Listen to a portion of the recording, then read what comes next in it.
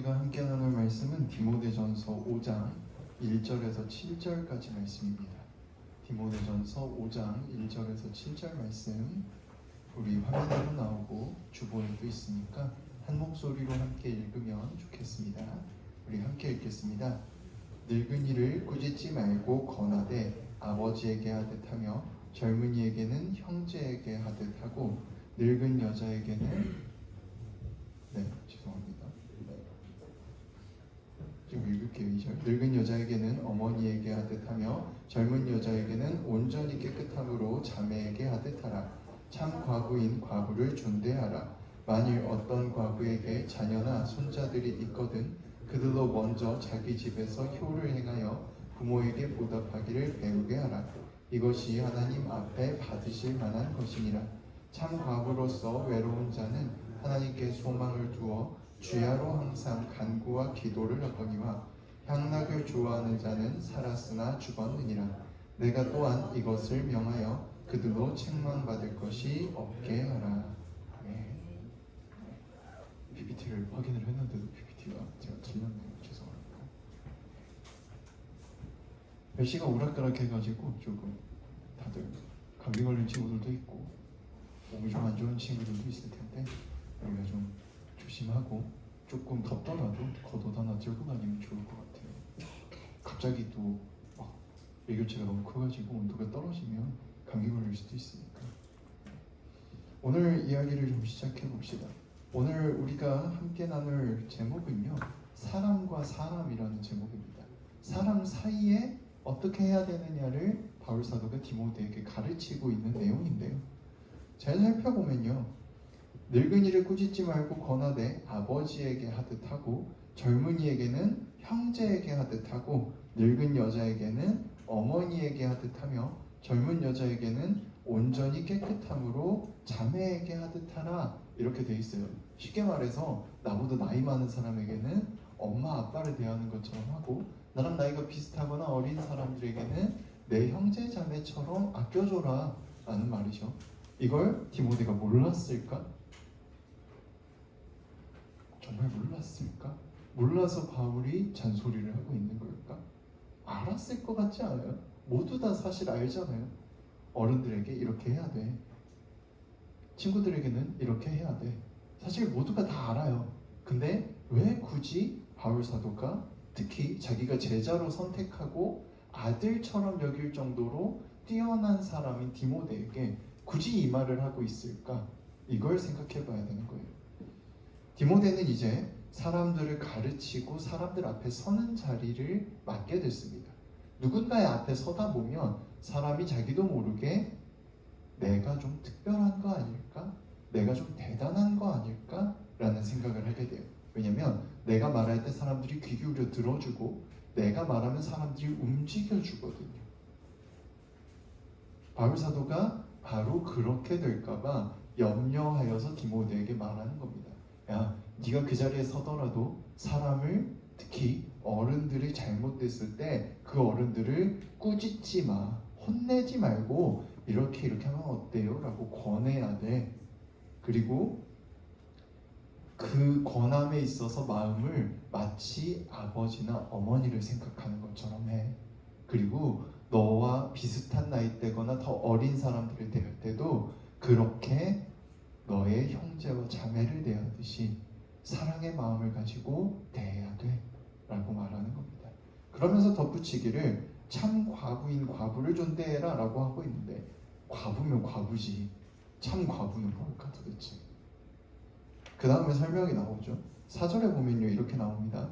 어떤 과부에게 자녀나 손자들이 있거든 그들로 먼저 자기 집에서 효를 행하여 부모에게 보답하기를 배우게 해라. 그러니까 여기서 말하는 참 과부는 가족이 아무도 없는 사람, 진짜로 혼자밖에 없는 사람을 말하는 거예요.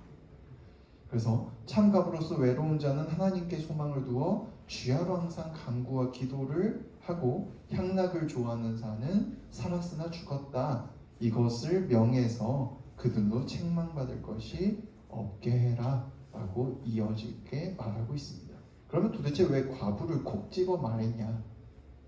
고대 근동 지역 그리고 로마 지역에서는요, 여성이 경제권이 없었어요.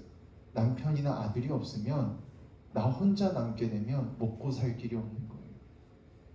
그래서 그런 사람들은 단순히 그냥 마음이 외로운 게 끝이 아니고 진짜로 죽어가고 있는 거야. 너무 힘들거든. 그래서 그런 사람들을 더 돌보고, 혹 가족이 있거든. 그 가족들에게 권해서 야, 너희 어머니 살아있지 않냐? 너희 어머니 좀 챙기면 어때? 라고 말하라는 거예요. 그러면 이제 아까 제가 오늘 사람에 대한 얘기를 좀 하겠다. 사람과 사람 사이 관계에 대한 얘기를 좀 하겠다라고 했어요. 성경 얘기는 이렇게 쭉 풀었습니다. 그러면 도대체 우리가 이 말을 듣고 알아야 될 게 뭘까? 우리가 뭘 생각해야 될까? 왜 사람과 사람 사이의 이야기라고 했을까? 여기에 의문을 가져야 됩니다. 우리는 누군가를 대하고 누군가를 바라보고 누군가와 함께 관계를 맺을 때 이렇게 생각하곤 합니다. 아, 왜 내 얘기 안 들어주지?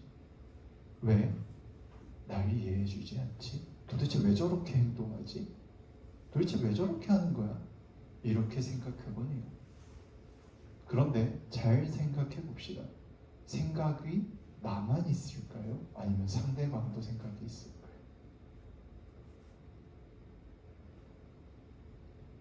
나와 다르겠지만 상대방도 그 사람의 삶을 통해 자기만의 생각을 가지고 있는 거예요.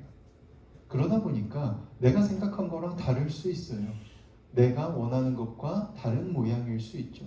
우리는 경험이 쌓이면 쌓일수록 이렇게 생각하곤 합니다. 그래, 이게 맞아. 이렇게 해야 돼. 그런데 잘 생각해 봅시다. 정말 그게 맞을까요? 정말 그게 맞을까요? 어떤 상황, 어떤 조건에서는 그게 맞겠지만 조건과 상황이 바뀌게 되면 그것은 달라지게 되는 겁니다. 예를 들면 그런 거 있잖아요. 어느 나라에 가서 따봉하면 안 된다. 어느 나라에 가서 부의하면 안 된다. 아주 심한 욕이라서. 이런 것들. 어느 나라에서는 악수를 왼손으로 하면 안 된다. 이런 것들이 상황에 따라, 문화에 따라, 장소에 따라, 경험하고 있는 것에 따라 달라지는 것들이에요. 그럼 우리가 사람과 사람을 대할 때 어떻게 대해야 될까? 오늘 1절에 이렇게 나왔죠. 늙은이를 꾸짖지 말고 권하되 라고 나옵니다. 왜 꾸짖겠어요? 나와 생각이 다르고 내가 지도자인데 이렇게 해야 맞는데 내가 이렇게 하자고 했는데 그렇게 안 하는 거야. 그러니까 혼내게 되는 겁니다. 그런데 말하는 거예요. 혼내지 마. 그 사람도 그 사람의 삶이 있고 그 사람의 생각이 있고 그 사람이 살아온 삶 속에서 그것이 맞다고 생각해서 그렇게 하는 거니까 이렇게 하면 어때요? 라고 권했으면 좋겠어. 우리가 누군가와 함께 한다는 건 그런 겁니다. 누군가와 함께 살아간다는 건 그런 거예요.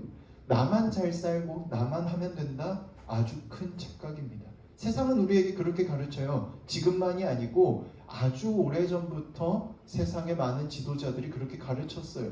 오늘 성경에도 그것을 유추할 수 있는 부분이 나오죠. 어머니가 살아있는데 아버지가 돌아가시니까 자녀들이 어머니를 돌보지 않는 것 같은 얘기가 4절에 나옵니다. 그런데 왜 그런 상황이 벌어졌을까? 내가 일단 성공해야 되거든. 내가 일단 잘나야 돼요.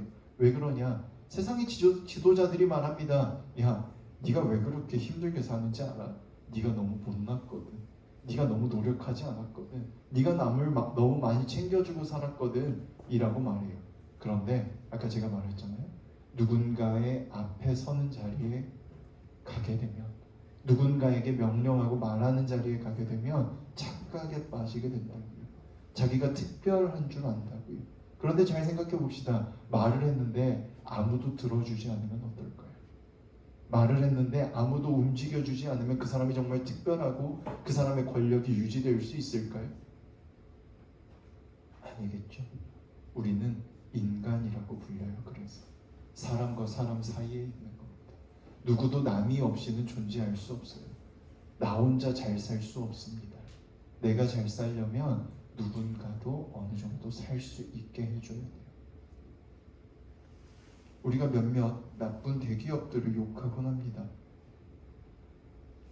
그런 대기업들의 형태를 보면 그런 얘기들이 있죠. 대리점이나 가게를 만들어 놓고 그 가게 사장들이나 대리점 사장들은 이익을 전혀 못 보게 하고 자기들만 이익을 보는 거예요. 얼마 전에 그런 일도 있었죠. 카카오 기프티콘으로 몇몇 치킨 회사에서 그 기프티콘을 써서 치킨을 먹으면 원래 현금을 줘야 되는데 본사에서 현금을 보내주지 않고 재료를 구입할 수 있는 포인트를 사장님들한테 보내줬대요. 그래가지고 뉴스에 크게 났던 적이 있죠. 그러면 잘 생각해 봅시다.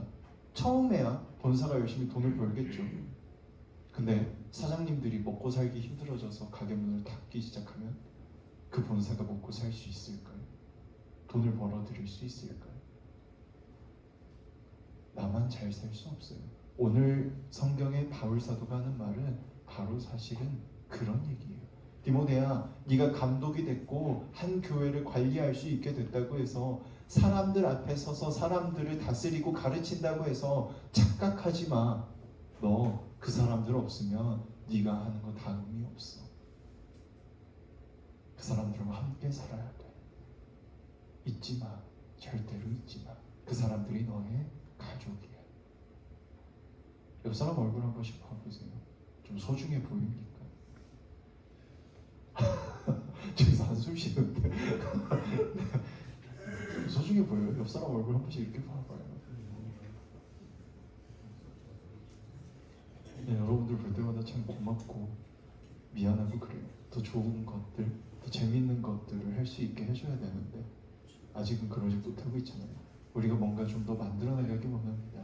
여러분이 하고 싶은 것들이 있다면 선생님들에게 얘기해 주세요. 우리가 매주 회의하니까 선생님들 회의를 통해서 가능한 것들을 최대한 해보려고 노력할 겁니다. 우리가 함께 이 중고등부를 조금 더 즐겁고 예쁜 공간이 되도록 행복한 예배가 될 수 있도록 만들어 나가면 좋겠습니다. 기도하겠습니다. 반주 좀 부탁드립니다. 손 모으고 눈을 감아주시고요. 여러분 주변에 있는 가까운 사람들, 소중한 사람들을 생각해 주시기 바랍니다. 표현이 서툴러서 여러분이 상처를 받았을 수도 있고 여러분 때문에 누군가가 상처받았을 수도 있어요. 그런 사람들을 떠올려 주세요. 그리고 기도했으면 좋겠습니다. 이 사람들을 주셔서 감사합니다. 때때로 짜증나고 마음 아프게 하기도 하고 꼴 보기 싫을 때도 있는데 하나님 그래도 이 소중한 사람들을 보내주셔서 감사합니다. 내가 먹는 것들, 내가 가지고 있는 것들, 내가 함께 노는 것들 모두 다 내 주변에 이 사람들이 있기에 가능함을 깨닫습니다. 보내주셔서 감사합니다. 이렇게 기도했으면 좋겠습니다. 목소리 내실 수 있는 분은 내셔서 하시고 마음으로 하실 분들은 마음으로 하시기 바랍니다. 기도합니다.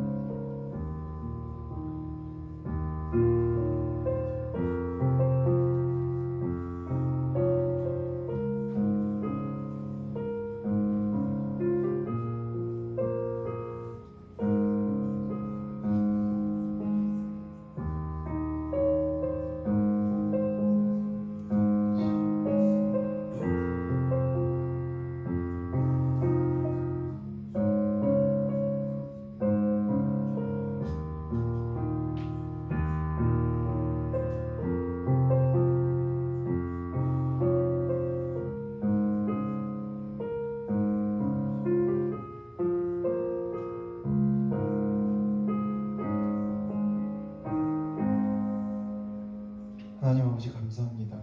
우리를 사랑해 주시고 우리에게 또한 주변에 수많은 사람들을 보내주셨습니다. 때때로 우리가 다투기도 하고 상처 입기도 합니다. 때로는 상처를 주기도 합니다.